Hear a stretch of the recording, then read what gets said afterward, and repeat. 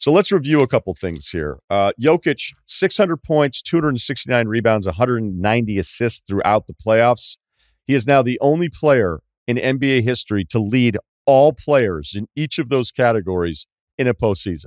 No one's ever done it. No player has ever led points, total rebounds, total assists. Denver went 5 of 28 from three, just under 18%. 13 of 23 on free throws, 57%. They were +6 in turnovers. They had 12 less field goal attempts, despite 13 more rebounds. Really, the offensive rebounds were even. It was their least efficient game on offense all postseason. And, according to John Schulman at NBA.com, the least efficient game for a playoff winner in the 90 postseason wins, including the play-ins that we had this year. So no other team had won a game like that, being that bad on offense. Miami. I realize after the Celtics series, this doesn't feel accurate, but it kind of gets back to, look, I've been wrong about Miami. This is the last thing I ever want to give off here are victory lap vibes, because I'm not taking one, and I'm because they lost to Denver. This isn't. I've been wrong about them the whole time. I can't believe they were even in here. But my philosophical beliefs on who a basketball team needs to be to even be this far, which they challenged at times. Like, this is why when people are like, well, Miami, you do it the Miami way. What Miami did was incredible, but that's not the way you'd ever want to build a team. It's just too many possessions in big spots where you're like, especially when Butler doesn't have it, especially when Butler's not Milwaukee Butler. All right? To ask that consistently of other dudes to carry you offensively, where you have a collection of, despite all the individual success stories that so many guys on that roster are, you can't be asking guys in the NBA Finals who are 20-point or 0-point guys. And what I mean by that is, if I told you Max Strus had 20 in a finals game, would you be surprised? No. If I told you he had 0, would you be surprised? You'd also say no.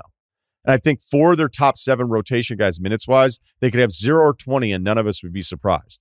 It's incredible that they even made it this far, because that design normally doesn't even get you here. And yet it got them through Boston. So again, it sounds a bit like, well, wait a minute. If it doesn't work, it doesn't work. I guess what we should say is almost everything I believe in sports, never happening is probably not the way to land on anything. But, well, that could never happen. Well, it just did happen, but it's still never going to be something I believe in. So Butler finishes with 22, 4.5 boards a game, 6.5 assists. The assists are up. The boards are down. The shooting is 41%, actually 37% from three, a little bit more than you would have thought. And then 6 free throw attempts per game, which was good since the beginning of this final series, where it wasn't even close, but it was still his lowest free throw attempt per game series of any of them this run, right? Now, going back to Milwaukee, because now it's a bit of a like, what do we do with Butler?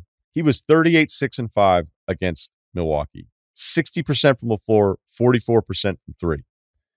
So when that was happening, you're like, this is this rare case of this dude, the Madison Bumgarner analogy that I made, where it's like, wait, is this just what he does? Is this just what he does? And when you're saying that, you're ignoring maybe another playoff series or two where he wasn't all that great. But it's that he goes from this group that he's never a part of to now wondering if that group has been wrong the whole time because he's doing it on the biggest stage, to now where we land with Butler is like, you know what? I think the 10,000-foot view on Jimmy Butler was always the right one. He's awesome. He's a hell of a player. Everybody would really want him. But the reason we never bring him up into the top 5 is that he's not a dude like LeBron who could go, all right, I'm just going to have to do this. Or Steph, or obviously Jokic, or Giannis against Phoenix. Even Luka in those Clippers series, right? Or the Phoenix series. Maybe even a little Booker. And then you start adding up all the names, and you go, oh, yeah, all right. I think we where we had Butler before the playoffs is where we have him now. I don't know how much the Game 7 thing is going to hang on him to see him be that passive, because that's a little weird. Like, it's one thing to be inefficient. It's another thing to not look comfortable. And when you're going to be out there, talking like the toughest guy in the room all the time, and then when it really matters, it's like, wait, are you actually not wired that way? We'll probably mostly forget that stuff. and it won't entirely matter because you're not going to be going into next year wondering if Miami can get back to the NBA Finals. I still don't think that's going to happen, if you want to hit my early prediction on that one, and that Butler's going into it fighting for an MVP.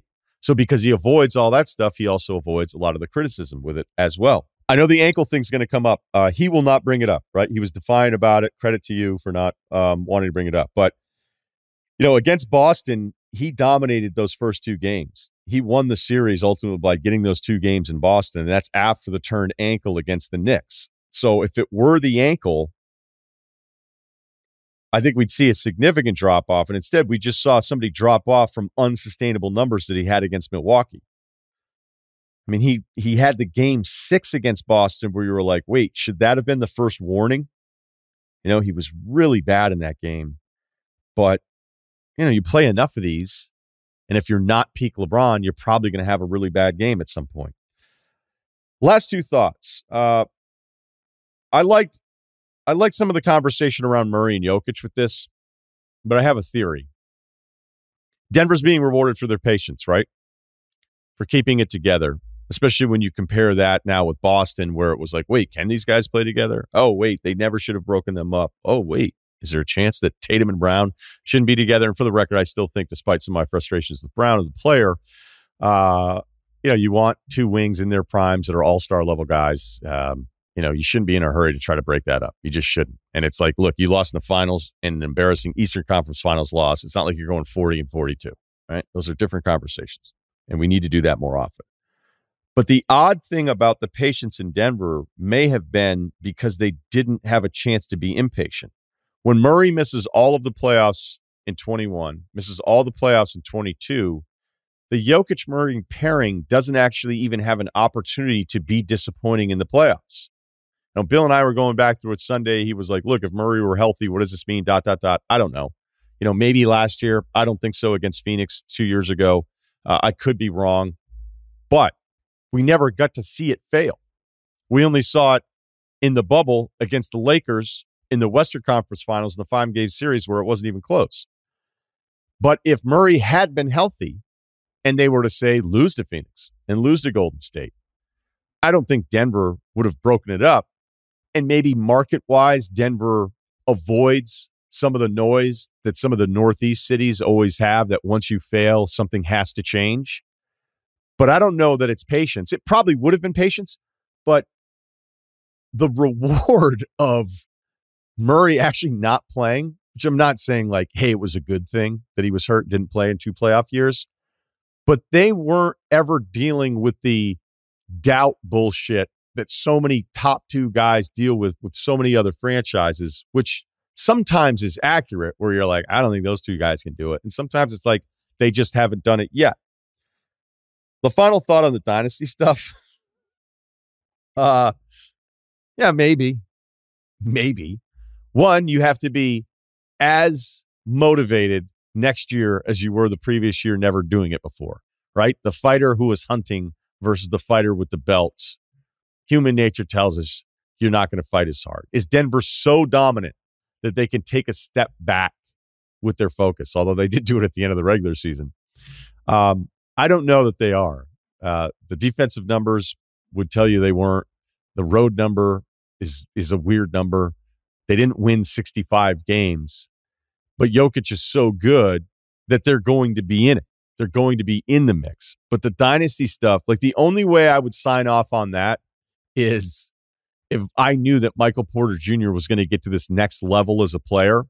And I thought some of his defensive stuff did get better despite getting benched twice in this series. I think twice. I don't know that Porter Jr. all of a sudden becomes a guy that you can run your offense through. And if he were to become that, then I'm all for the dynasty talk. But let's get another one. Let's see a 60-win season. Let's see. I don't know. Let's just see where you're at in comparison to what will likely be a not as weird West in the upcoming season. Again, congrats to them and Jokic, who I'm not going to be able to help myself. I just want to ask you a quick question here. Ask the audience this. We all think Michael Jordan's pretty good, right? LeBron James, pretty good. If you look at win shares, which in the propaganda against Jokic the last few years, any number that wasn't just points, rebounds, and assists, it was a made-up number, right, by the Embiid cult. And some of the numbers are, you want to bring up Raptor, Vorp, I've made Vorp jokes. I'll admit it. But if you look at win shares, where each game over the course of a season, there's a stat where essentially you're assigning to who contributed what offensively and defensively to that win, and then it's a win share. The leader in playoff history in win shares per 48 minutes. So per 48 minutes, who has contributed the most in NBA history to his team winning playoff games? It's Michael Jordan 1. It's George Mikan 2. It's LeBron James 3. And it's Nikola Jokic 4. Not bad for a made-up number.